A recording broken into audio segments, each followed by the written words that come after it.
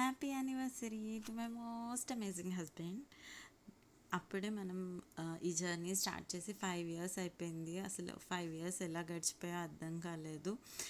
ఈ 5 yearsలో every moment with you is so memorable to me.